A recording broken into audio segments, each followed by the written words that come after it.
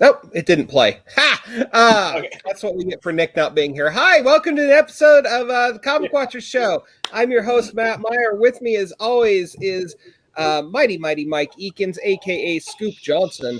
Nick is out. He's got some kind of last-minute family obligations that popped up this week. Nick, buddy, we wish you all the best in the world with that situation. We love you, we miss you, and we will see you next time. With us this week, we have the creators of The Good Asian from Image Comics, Pornsak Pichetshote and Alex Tefenkgi. Gentlemen, welcome so much to our show. How the heck are you? Great. Thank you for having us. It is nice. I don't know about you guys. I am just getting used to the idea of like seeing people and being out in the world again. And it's a very, very slow rollout for me. Like I feel like everyone else, I feel like I see parades of like people just be like crowd surfing, and I'm still like, I will step out of my house tomorrow. Right. Alex, how are you? You're coming to us from France, man. How are things over there? Yeah, things are okay. I'm not getting out a lot, just to practice sport 2 times a week, but I'm trying to slowly to get back to things as with my family first, to see my family more often, and trying to get out a bit more. Well, that's excellent. And, we're glad everyone is healthy, and everyone's just getting to live a little again. So we're here today to talk about The Good Asian from Image Comics. Issues 1 and 2 are on sale now. Pornsak, if you would, for those who might be unfamiliar with this comic, because there's a lot of great indie titles out in the world right now. Really? And there's just, how do you pick? Talk a little bit about what is The Good Asian. Sure. The Good Asian is a genre I'm calling Chinatown noir. It's a 1936 detective story in the style of Sam Spade or Philip Marlowe, and it features the first generation of Americans that grew up underneath an immigration ban, the Chinese. So it's about a Chinese Hawaiian detective who comes to San Francisco in search of a missing girl, and in true noir fashion, it leads to murder and conspiracy. And it's a way of talking about sort of, of doing sort of a classic noir, which we hopefully update. We update in a bunch of different ways, partly by talking about what the experience was like for Chinese Americans in the 1930s, when it was illegal for Chinese immigrants to come into America, but also hopefully along the way, sort of, updating some noir moves and some noir tropes and playing with all that stuff you like when you see a classic crime noir kind of thing, but hopefully in a different way that you've seen them before. That's so intriguing to me because, I love a good crime noir. Who doesn't, right? But the setting for The Good Asian really makes it unique, particularly in the time frame. What led you to want to explore this? Because there's a wealth of history for Asian Americans, and both good and bad. What led you to this particular time frame with the first generation of Chinese immigrants to grow up under the Chinese immigration ban? It's funny. I self-identify as Thai American, but I'm actually Chinese I'm ethnically Chinese on my dad's side. And the reason why I identify as Thai American is because in my house, whenever my parents would get into an argument about Thai politics, whenever my dad was losing, he would sort of say like, that's a problem with you Thai people. You always blah, blah, blah, blah, blah. And my mom, who's Thai, was just like, what are you talking about? You're Thai. And he's like, I'm Chinese. It's like, you grew up in Thailand. You don't speak Chinese. You've never been to China. You're not Chinese. Like, just get over it. And in my dad's later years, he would get more obsessed with his sort of Chinese roots. And anytime I'd visit, he'd be watching a documentary on a Chinese dam or talking about how China is the future and all this sort of stuff. And so when he passed, like part of processing that loss was, looking more into the stuff that so fascinated him in sort of his later years. And it was in that process I discovered, as opposed to learning more about Chinese mythology or Chinese culture, like my interest led me to Chinese American history or Asian American history. And that's when I learned about the Chinese Exclusion Act of 1882. It's when I learned about the Immigration Act of 1924. And I was kind of shocked and also a lot embarrassed that I didn't, as an Asian American, I didn't know about any of that. Like, this was all news to me. I learned about it so late in my life. And because, you know, in my pop cultured adult brain, instead of knowing like proper historical facts, what I did know was just like, oh, Charlie Chan was huge, like came about in the Right, right. Mr. Moto and Mr. Wong, like these Asian American detectives were such a rage during the 1930s. And it was during a time where Asian immigrants couldn't come into the country. And so part of it for me was like balancing these two ideas in my head, and then eventually became like, well, what if we took one of those Asian sort of crime solvers and actually was honest with the history that was at the time? How does that, you know, what would that look like after that? And then once you're already in that sort of space, well, if you're telling a detective story, it very easily quickly becomes noir.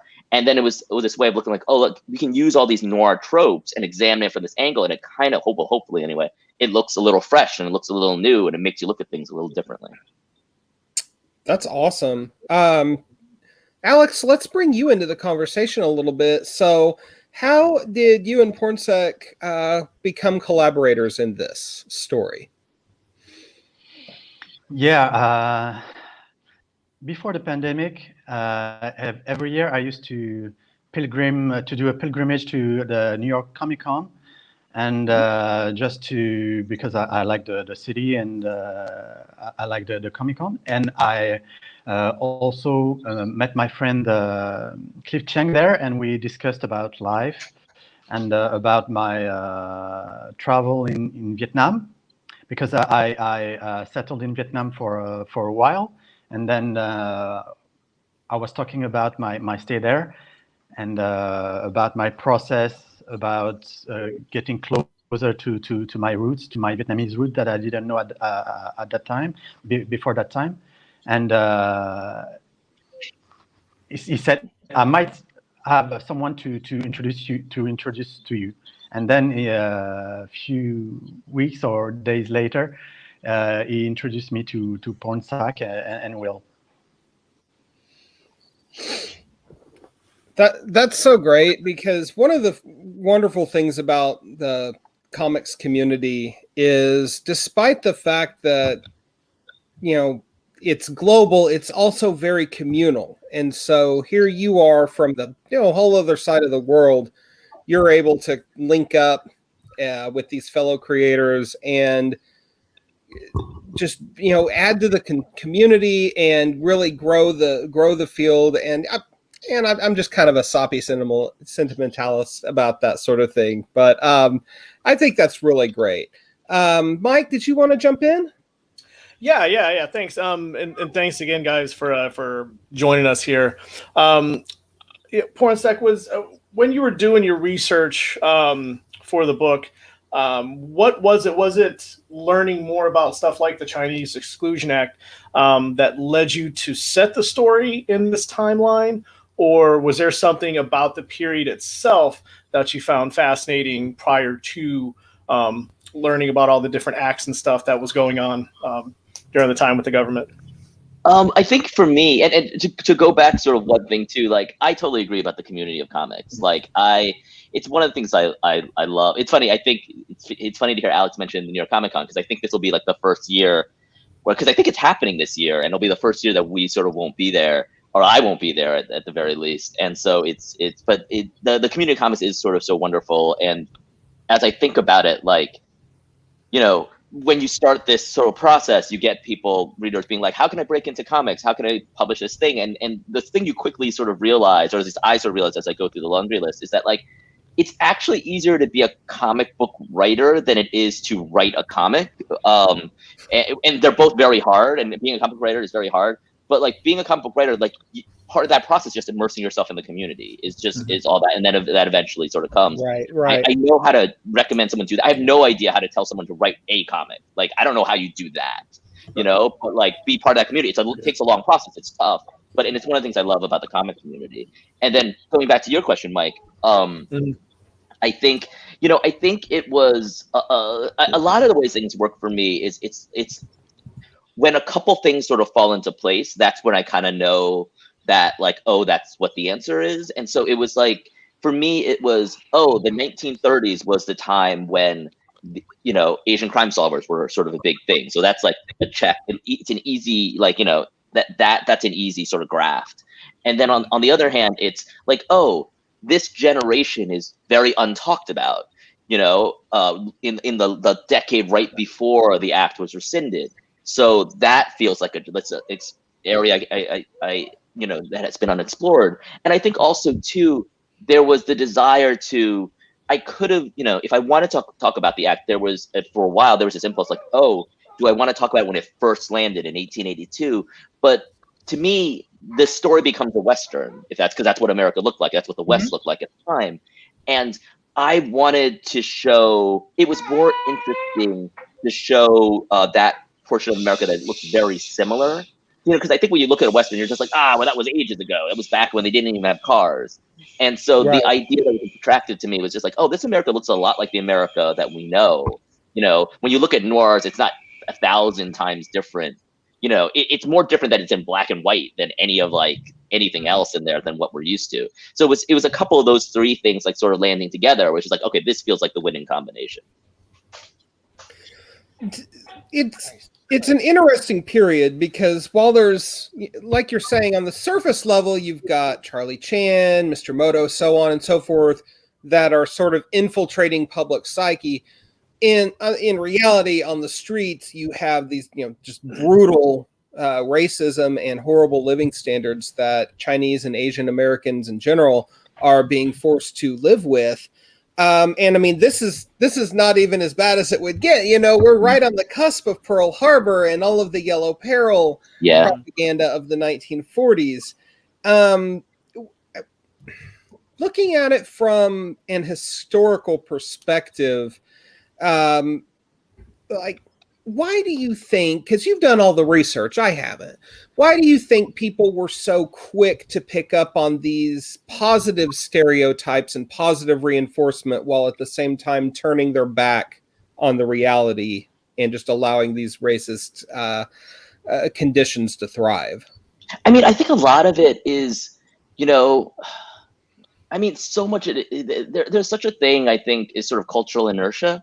And I think part of it, I think the other thing about the 1930s for the Chinese at the very least, which is not to say that's the other thing. Like in the 1930s, there was no such thing as Asian Americans. There were Chinese, there were Japanese, there were Filipinos. So they were all very sort of separate groups. And so for the Chinese, at least in the 1930s, things seemed like they were getting better. And in a certain sense, they were. It was sort of a continued trajectory towards what would eventually be the end of the Chinese Exclusion Act in 1943. So I think if you're just looking at it from that perspective, from that sole tiny perspective, they could do all the things that you're talking about because things were getting better. Things weren't as bad as they were 10 years ago, 20 years ago, 30 years ago. And it was, it's only, and I talk about it in the book. Like the book focuses on the Chinese. It's called The Good Asian, and a part of that is because I'm using today's sort of racial lens to sort of look at the past. But I also too, what was interesting to me was that I saw the Chinese as sort of the way America treated the Chinese would affect the way they treated all of the Asian Americans sort of going forward. But in fact, the way that America treated the Chinese was the way they would affect all immigrants going forward. The Chinese Exclusion Act put the guidelines in place for passports and green cards and border patrol and all that sort of stuff. And so I think it, when you're talking about the Chinese, and I did not actually know this until I got deep into the research, when you're talking about the Chinese in this particular case, you're not just talking about America's relationship to Chinese, you're talking about America's relationship to immigrants, and you're talking about America's relationship to sort of like non-white immigrants specifically. So I think those are sort of the bigger questions of like, why can this happen? Well, it's all part of this ongoing one step forward, one step back sort of discussion we're having sort of about immigration and race that we have in this country. There's a lot of ways I could go with that, but Mike, do you want to go ahead and jump back in?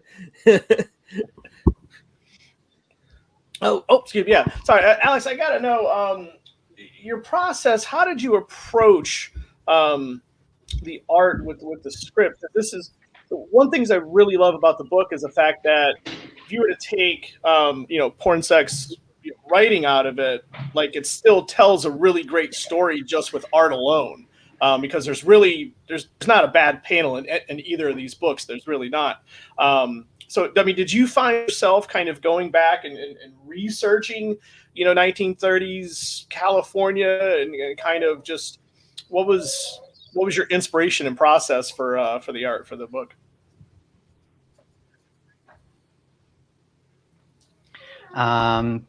For the visuals, first I'm lucky because I have, for each issue, I have a folder with all the documentation about architecture, fashion, and streets,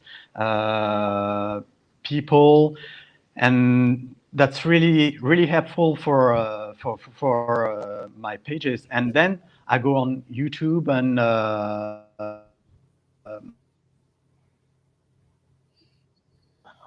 pictures about this era, and I'm in my work. I also need to have visuals that are moving, like clips of that era, movies about crime noir, to see and to be able to imagine and act accordingly for the pages, because of course a man doesn't behave or act in the same way today that he was acting at that time. So when I have to imagine a pose for a detective or for a man in the street, I have to have the reference in my head from the movie that I've seen, because it's really different from nowadays, how people move in space, how they interact with each other. So yeah, having a folder plus researching extra pictures and extra movies on the side is really what's helped me creating the pages. Very cool. Like, and also, thanks, Matt. Yeah, and one thing also, kind of for both of you guys, again, you both have this book feels like there's an uncanny ability for like attention to detail and stuff, and everything just works really, really well. Especially when Edison is kind of on, is kind of locked into the room, or they have the red square that he's kind of focused on. That really came through both, obviously in words and in art, but was that something that you both kind of came up with, or was that just like an organic process that as this project was coming together, stuff like that just kind of seemed to kind of just work? It was an idea that sort of was there in the conception of the project and the conception of the script of, I think part of the fun and the challenge of doing, this is a very specific type of noir. It's sort of a gumshoe noir, and it got its roots really sort of in those pulp novels from the 30s, the Dashiell Hammett, Continental Op, Sam Spade, Raymond Chandler, sort of Philip Marlowe sort of stuff. And when you're reading all that stuff, you realize very quickly that, the best medium to do all this is a prose novel. Sure. Like, there's not a lot there. I mean, like, the story lives in people talking in rooms, and that's not the best comics in the world. It's when it's just people talking in rooms. And so part of the challenge of the book was like, okay, well, how can we give the experience in a comic of reading those novels? And for me, it was like my last book was a comic called Infidel, and that was sort of a haunted house horror thing. And for me, the idea I had was like, or how can I get the sensation I have watching a horror movie on the comics page? What can I do with the language of comics to sort of simulate that experience? And so, having come off of a project like that, it was I kind of took the same challenge of like, all right, what can I do on a comics page? What can we do on a comics page to simulate the experience of reading sort of those novels, kind of thing, to give you sort of the same fun? And so then, the script started with ideas, that kind of like Hark Vision rectangles, as we're calling them, sort of inside. Yeah. Oh, I like that. Yeah. But they have callbacks in comics history in terms of like Dick Tracy did stuff like that. Lemire and Sorrentino do stuff like that all the time. and just finding out our sort of version of it. And then it was a little bit of like giving Alex like, this is our thoughts, and Alex will do something, and then we'll come back like, oh, maybe we can also add this in the colors or add this in the thing. And so it's a little bit sort of like, the thing I love about this book, and a lot of it is because, you know, I'm working with an old friend, Will Dennis, who's also like one of the best comic book editors out there, is, you know, we have a great team of sort of professionals who've been in this industry for, you know, if you take all our experience, combined, it's over a century in this industry, and everyone's adding their ideas on how to sort of communicate a story point. And you know, and you can kind of, and it's this sort of, embarrassment of riches of like everyone, you know, whenever someone does something, they have a bunch of their ideas, and then it's just kind of like, oh, well, we'll use this and we won't use that and that, and eventually you get sort of what you get the final comic. Sure. And not for nothing, but you can't go wrong with the Dave Johnson cover. Oh my God, no! Right. Oh These covers are gorgeous. He's so good. You know, shades of 100 bullets. Yeah. Every time, you know? Yeah. Oh, yeah, good call. Good call. Well, Yeah. I try. He's so good, and he's been so good for so like. I'm thrilled that he's nominated for the Eisner this year, because I feel like with someone who's been as good for as long as he has, I think there's a temptation to forget, you know, that he's just like. I think for someone like him too, and this is what we love about Dave and why we want Dave on this book. You know, he's done 100 iconic crime covers on 100 bullets, and he's done so many more covers. But the thing about Dave is he's still always pushing himself. He still doesn't want to repeat himself, and you don't see that in a lot of artists. Like a lot of artists will do their thing, and then you're just like, oh, you're doing that thing you did 4 years ago that you're expecting nobody to remember. Well, the design element, you know, Yeah, the red stripe, masterful, and the bold image, and then just the general coloring choices that kind of offset everything. Yeah, but, I mean, it just. The other thing that me and Will were talking about the other day is we're in this wonderful time now where there are so many fantastic, gorgeous comic book covers out there between the variants and the store exclusives and all that stuff. There's so much great stuff out there. But the thing about Dave is if you throw all those comics in a pile and walk 10 steps in the opposite direction and look back, out of all those gorgeous covers, Dave's will still pop out and stand out amongst them. And that's, I think, his real, like, that's what being in the industry for as long as he has is. It's not just that it looks as gorgeous as everything else out you see, is that it still jumps out from the racks halfway across the room. So let's, if we could, let's get into the actual character of Edison Hark, because he's very, very tricky character. In a lot of ways, he's still an enigma. 2 issues in, like it hit me after I finished the second issue, rereading the second issue. We don't even know his birth name yet. We know his adopted name, but he's always walking this line of being, you know, who society thinks he is, who he wants to be, his responsibilities as a cop. I mean, just guys, just kind of like, what was the process like for developing this incredibly multifaceted character? And Alex, if you can, I don't want to leave you out of the conversation because you're really important to this. But the way that Edison carries himself, like there's a slight cockiness in his body language. I mean, guys, just spill the tea here. Like, how does this character form? I'll let Alex start about the body language and the movement of the characters. You're 100% right. Like Alex is giving him such sort of like a presence on the page. It's subtle though. Yeah. I try to make him in a way that feels confident, but also that is hiding something that is not really frontal. So it's sometimes really complex to define how I put that on paper, but it's more of a feeling and of something that I imagine and I express on the page. And also it helps because you don't behave in the same way when you wear a t-shirt and a jeans and when you wear a suit and a hat. So of course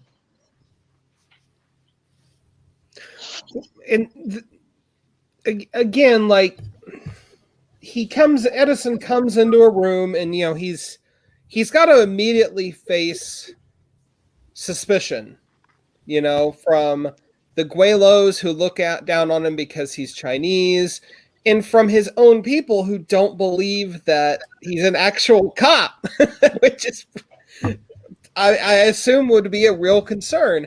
But yeah, Alex, I mean, just the way that you kind of have him carry himself in these circumstances to convey that being trapped between two worlds is just really fantastic. The other thing I would say about Alex too, which is sort of wonderful, is that he also does such, and like it is sort of subtle, but you feel it. He's so good at emotion, and he's so good. Like I've talked to him before, and the favorite thing he loves to draw are eyes, and he's so good at getting sort of this quiet, tortured pain, and that you can kind of really feel it. And it's not something that like I can script in, because as soon as you script it in, it feels forced and all that. But like Alex is so good about, and so much. And I do it sort of more and more as the story progresses. And even like as the art was coming in, I would sort of strip back on some of the copy that was there, because so often you can get Edison's sense of conflict and his tortured conflict just by, the look Alex gives him or the posture Alex gives him. And Alex is so good at that stuff too. Absolutely. So from that, Pornsak, let's get in your brain a little bit here, and how Edison Hark forms. Sure. I mean, I think for me, it's part of how my brain works. Maybe it's laziness. I don't know.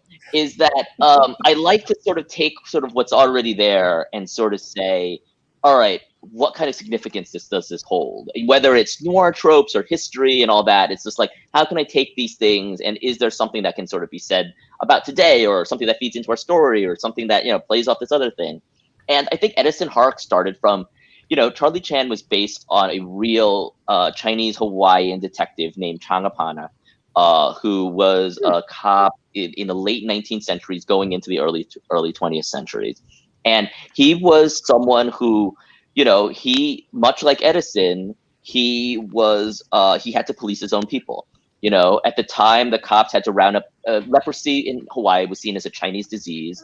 And so the cops had to round up Chinese lepers to send them to Molokai for quarantine. And that's what Changaparna did. He was an undercover cop. He had to go into gambling dens, and because no one would expect a Chinese cop, and he would come out and sort of see what, who all the players were, and then come back and sort of report to sort of the raiding cops, like, what the inside organization and situation looked like.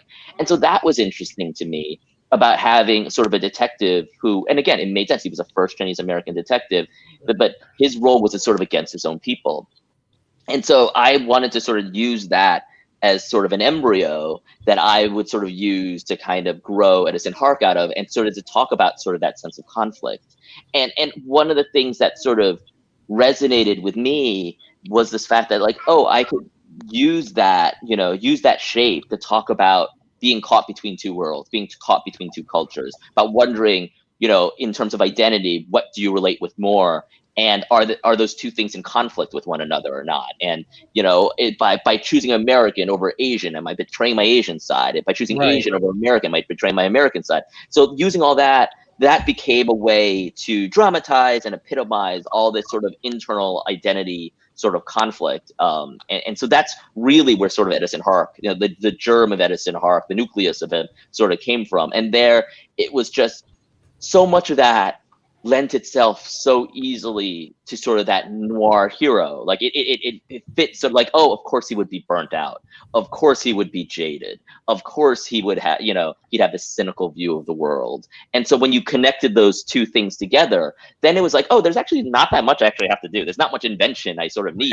Right. There were these two things that already exist, and it was just kind of melding them together and finding the places where they were organic and truthful, and it didn't feel like I was forcing an idea or a message or a statement in there. course, Edison also has this added layer to his story where he comes from this world of white privilege as well, from his adopted family. And we've gotten some stuff there, but I feel like there's a lot more that we're obviously going to explore in that in the next 8 issues. But how does coming from that world of privilege give him advantages that other Chinese Americans I'm obviously sorry, guys, I don't cannot have hear you. access to? Oh, Alex, can you not hear us? Oh, we lose Alex? Oh, I have no sound. Oh, I don't think he can hear us. okay. We can hear you. Yeah. We can hear you. Here. So we'll figure this out.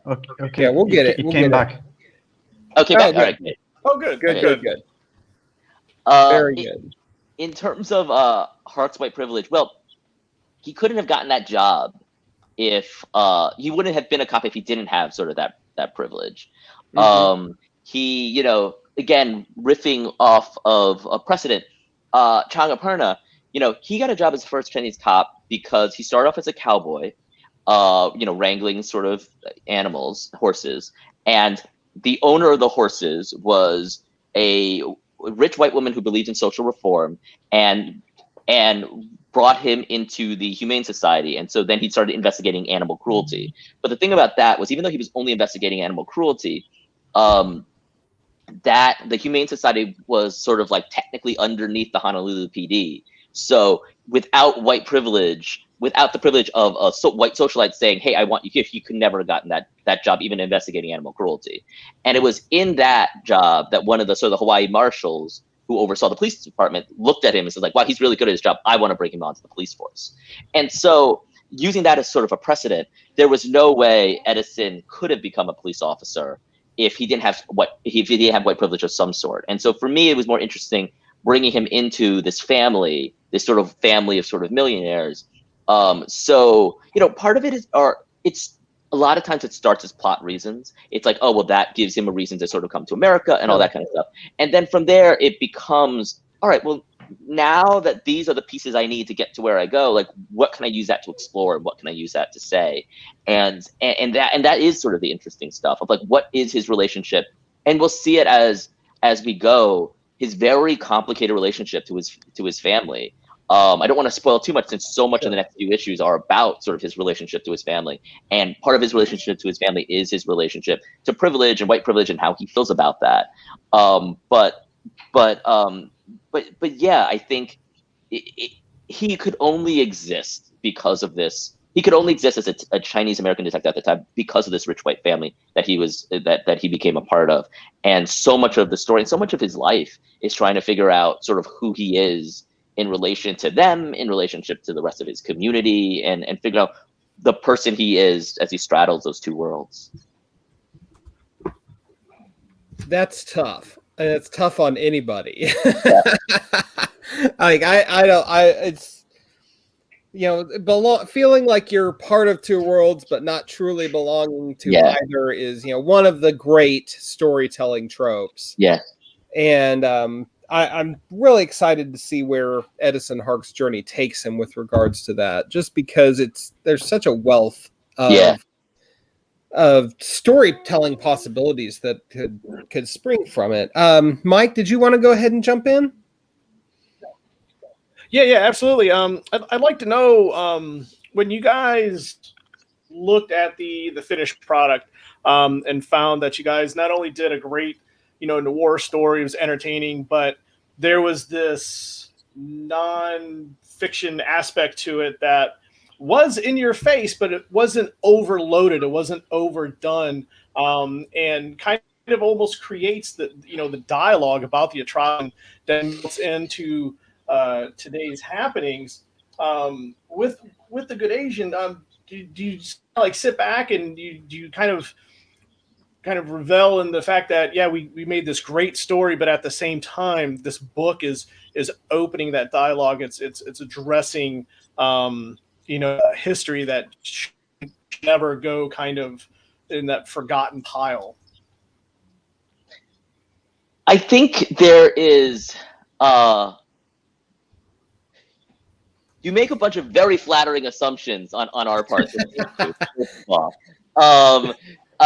know, the whether or not it's a great book and a great story, like we said this in the pre, like we still got 8 months to go, so fingers crossed we sort of stick that landing and all that. No face planting. But I think the desire, I think, is, you know, I think you're exactly right. Like the hope is to sort of tell this story, but to engage in a conversation.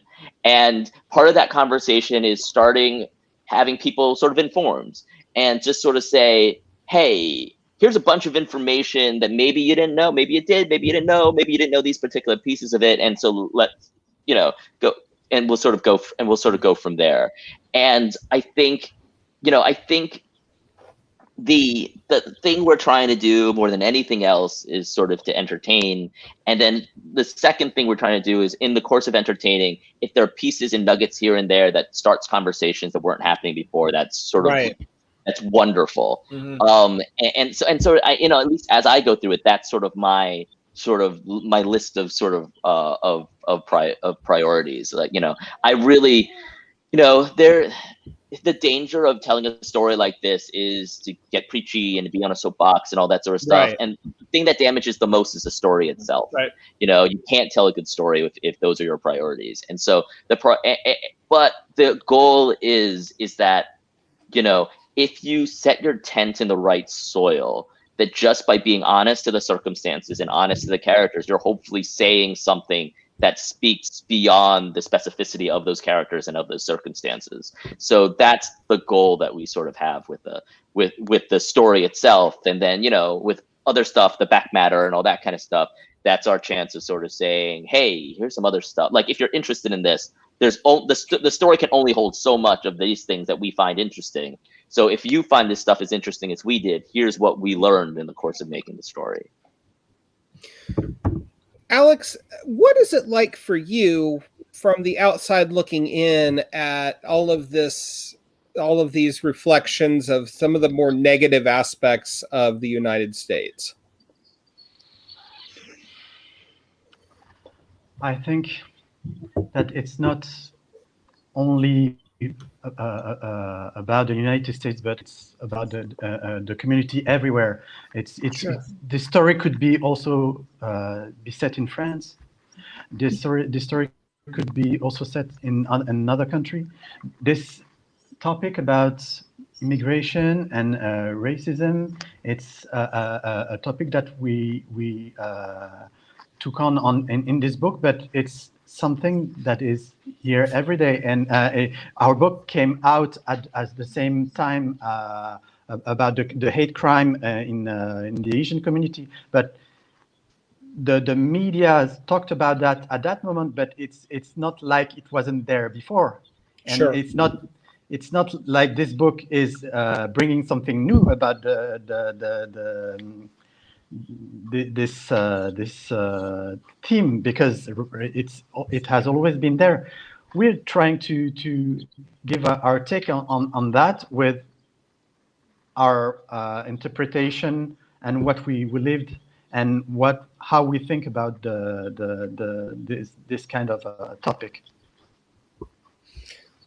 Well, and I'm really glad to I think you make a really good point there about how this story could take place anywhere, because I mean, racism and hatred are, of course, scourges worldwide.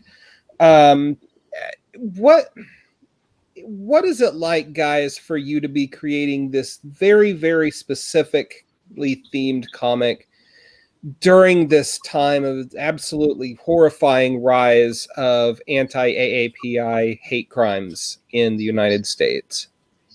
It's definitely surreal. I remember when we announced the book. Or I should say, Image announced the book, I want to say the third week of February. And it was, the Lunar New Year was sort of at the top of the month, and so as a result, a lot of elderly Asians were sort of taking their Lunar New Year money and was depositing in the bank, and a lot of them, on top of the hate crimes that were happening against elderly Asians that were happening all and rising all through 2020, there was a spike of them because added on top of that, there were people going after elderly Asians for their Lunar New Year money, and at that time, social media was sort of yelling and sort of screaming about it, but it still hadn't sort of made national news. And by the time an Image announced the book, I think there was exactly like one sort of news story on national news sort of about it.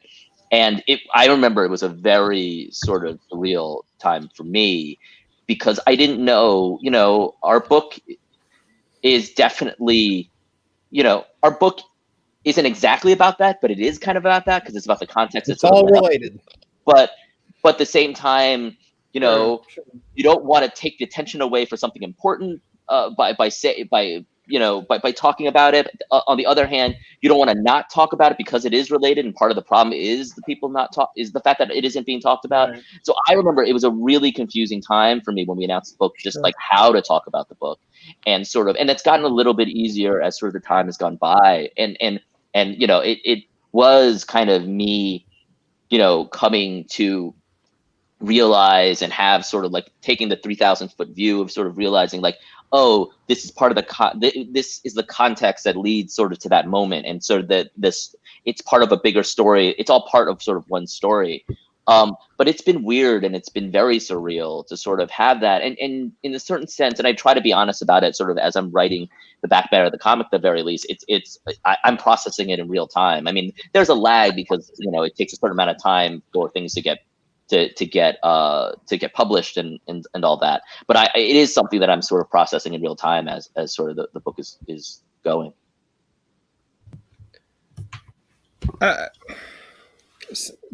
I can't imagine how overwhelming it must be, and I mean, at least it's such a relief that you guys and the entire creative team have such a supportive environment with Image, and they've been really good about promoting this book. It's been fantastic. To your knowledge, guys, has Image had any special challenges with promoting the book, like right now with everything that's going on?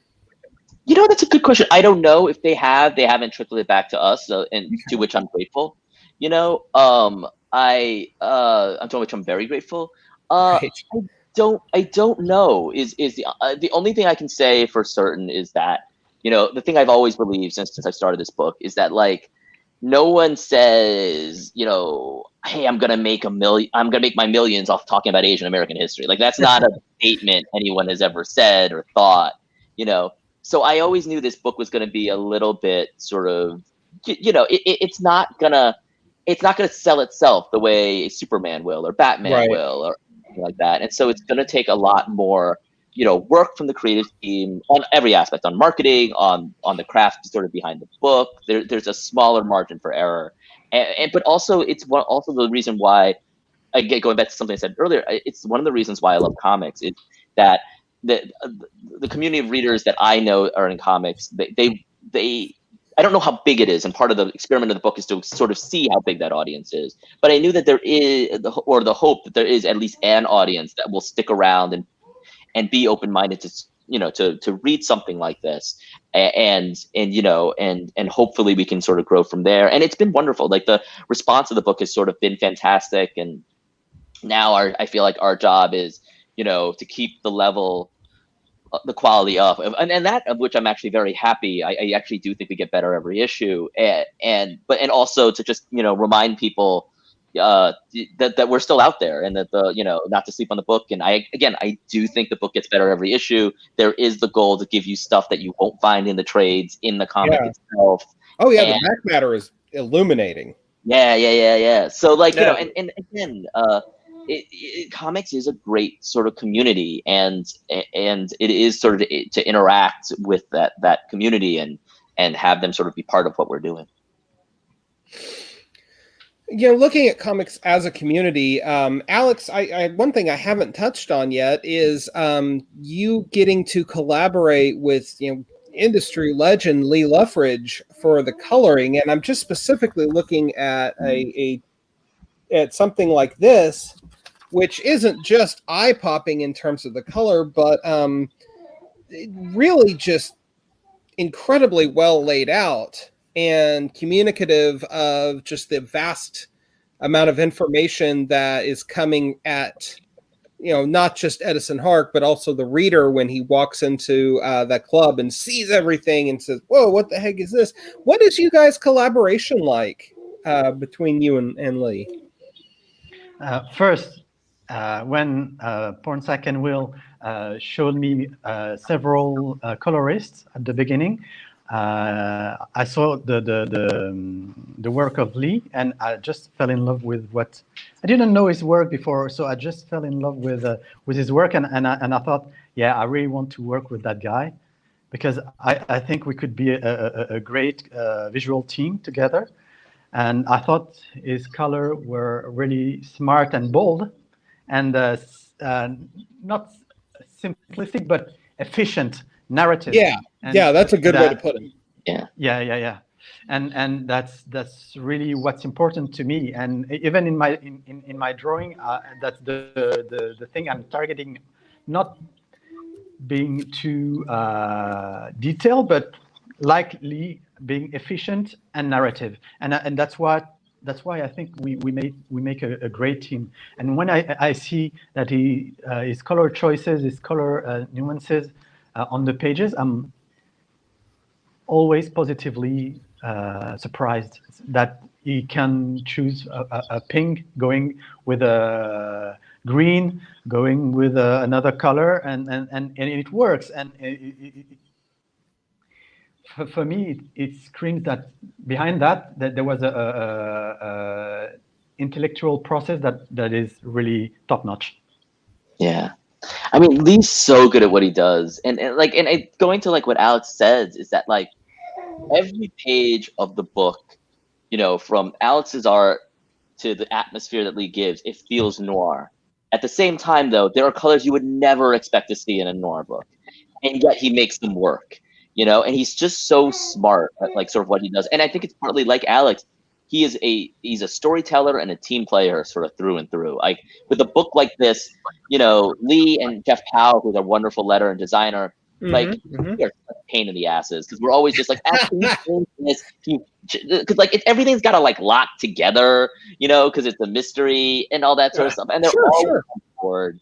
They're always game. They're always, they never complain about the thousands of corrections that we hand them, which are not their fault, but it's basically like, oh shit, I realized we got to do this later on, and so we need to set this up. Like they're always game for all of that, and it's such a wonderful thing.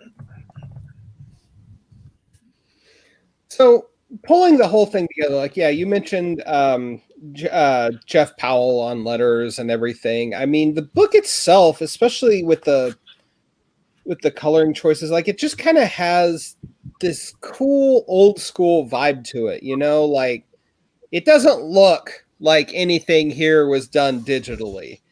And I just think that's so appropriate for the story itself, just total package, total box. Was that a deliberate choice on you guys' part, or just kind of a happy accident? Alex, I'll let you start with the whole sort of the process behind the book. The process behind the book, you said it doesn't feel like it has been created on computer, but it is. It is. So the only thing I'm drawing on paper is the storyboard, and then I'm importing everything on my computer, and I'm inking and drawing on it. That the fact that you're saying that it doesn't feel that it has been made on computer, it's great, because I don't want to have this clinical feel. Right. Slick, too neat, too clean a line or work, and we are trying to have this organic, this feel of the era and of the genre, and we're trying our hardest to pass that into our comics. Yeah, and I think to riffing off that, it's you know I feel sort of so lucky because I can take no responsibility or credit for it. That you know it does sort of feel like based on sort of the response is we're trying to hit something that's sort of classic noir, but we are trying to give you sort of kind of a new sort of feel to it, and it feels like readers are responding in sort of that way. And I think a lot of that, it starts with Alex, it goes to Lee, it goes to Jeff, it goes to Will, about all sort of their artistic choices of doing something. And I have to assume it's because everyone is just getting to sort of the core of the story and bringing their own style to sort of to that period. And and it's one of those things that, like, when you say, like, oh, it's going to be this classic thing in a completely new way you've never seen before, that's a very easy thing to say. Sure. And when I look at the comic, I'm so grateful that if readers feel like that seems to be a thing that we're doing, that seems to be a vibe that they're getting from the book, which again I can take no credit for. But yeah, it's just so cool just sort of watching everybody work and sort of like kind of each contribute their own sort of piece of magic to it. And I think part that is why it sort of feels sort of so organic, is everyone's just trying to get to that, is trying to get to, oh, we want to use the tools that we have, which are very modern, to tell this old story. And I think part of that is making it feel, or is that thing that you're picking up on. It feels organic, even though it is digital, but hopefully it feels familiar, even though it feels new, even though it is very familiar.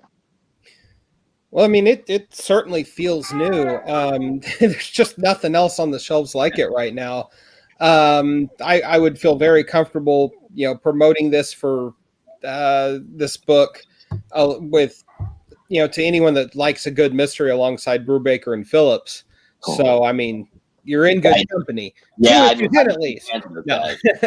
But we're kind of starting to wind down the hour, but I wanted to really touch on one other aspect of it that, from a sociological standpoint, is this concept of a model minority, which is a label that started getting slapped on the Asian American community probably in the 50s and 60s. I would, if I remember correctly, and how on the one hand, Edison definitely plays into this role, and it's definitely a role that he plays, but to this day, the idea and the perception of Asian Americans being this model minority still seems to persist. And I was wondering if you guys could speak to that a little bit and how it correlates to The Good Asian and the title itself, The Good Asian. Yeah, I mean, the title itself, speaks to the idea of the model minority. It speaks to the idea that, there are minorities that are worth accepting, and there are minorities that aren't sort of worth accepting. And it plays to, if the book is about anything, and if Edison is about anything, it's like, okay, how does that mentality shape a person? How does that mentality, shape a culture? What does it mean when you have a culture that is marginalized and sort of say, but if you are like this, you will be American and you will be accepted. But if you aren't, then you are not. And so the book is so much sort of steeped in that idea that, that being American is something that you earn, right, even if you are born in this country.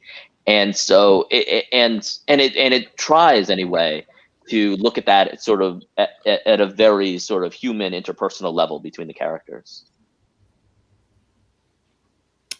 Alex, we were talking earlier about how a lot of the themes of acceptance and racism and fear and xenophobia could be easily translated to, any country, any place. Do you, in your experience, see any correlations between happenings in France and sort of the model minority concept that we're discussing?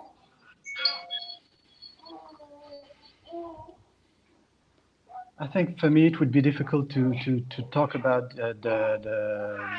model minority in France because I'm not part of any community per se. I cannot. I wouldn't feel comfortable talking about that because I'm not living that. So I wouldn't. Well, I meant more from an observational standpoint. Yeah. Not necessarily any personal experiences, and I certainly didn't mean to make you feel uncomfortable if I did. Yeah, but it's also can be translated in France because when you are coming to a country, you want to settle, you want to belong, and you have to go through a process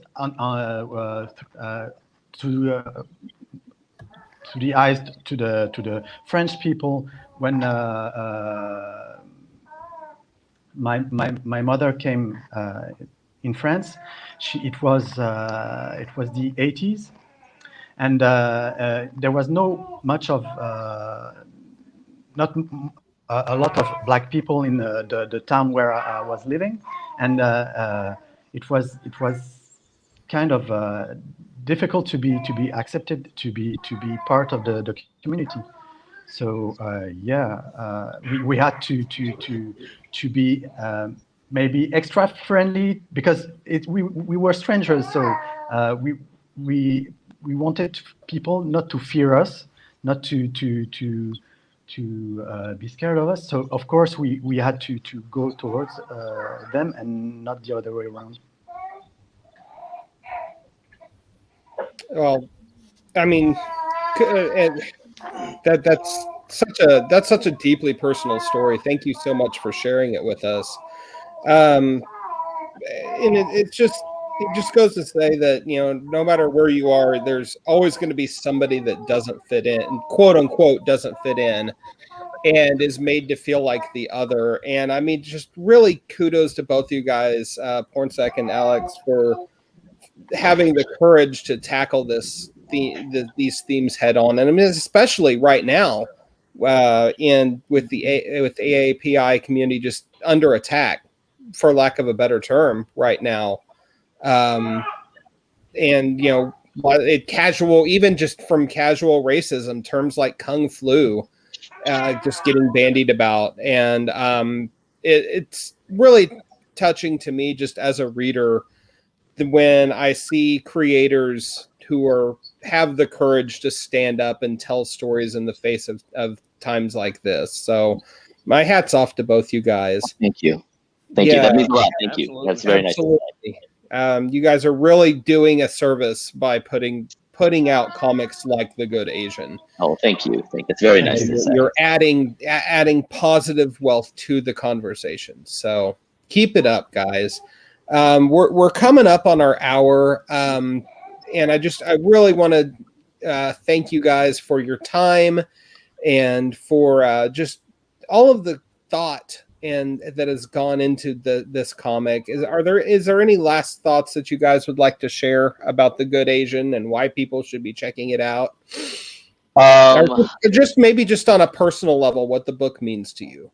I mean, on a personal level, it's been really interesting. For me, on a personal level, it was a way to introduce a character that I always wanted to see, and I hadn't sort of seen. I'm the first person in line to sort of see Shang-Chi and Snake Eyes and all that sort of stuff.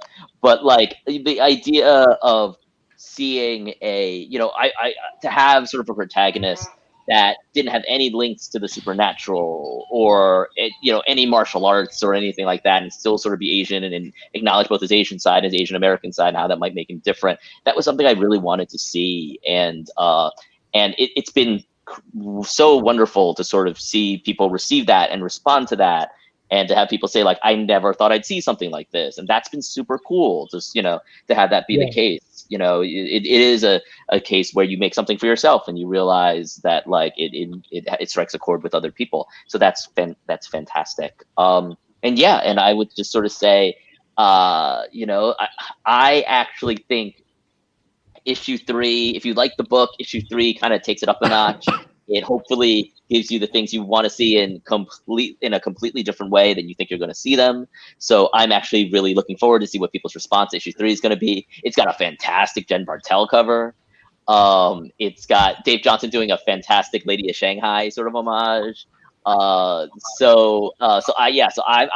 really, we actually introduced a new character that ends up being very important to the story in issue 3. If there are speculators out there, I actually think issue 3 is probably like the most important issue after issue 1 to sort of get. So I'm very excited about the new issue coming out. I can't wait to actually, fingers crossed, to see people respond to it. And I'm just going to put out there, the Good Asian #3 hits shelves on July 7th. Yes. At your local comic shop digitally, and you should definitely check it out. Write that down. Yeah, absolutely. Alex, Pornsak, thank you guys so much for hanging out with us today and talking about this just wonderful, amazing, and unique comic. Till next time, I am your host, Matt. With me is Mighty Mike Johnson. This has been The Good Asian with Pornsak. I knew I'd screw it up at some point.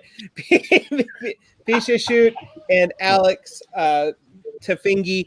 Guys, thank you so much for your time. As always, support your local comic shop, read something cool, and above all, be kind to one another. Thank you so much for listening. Thank you for having us.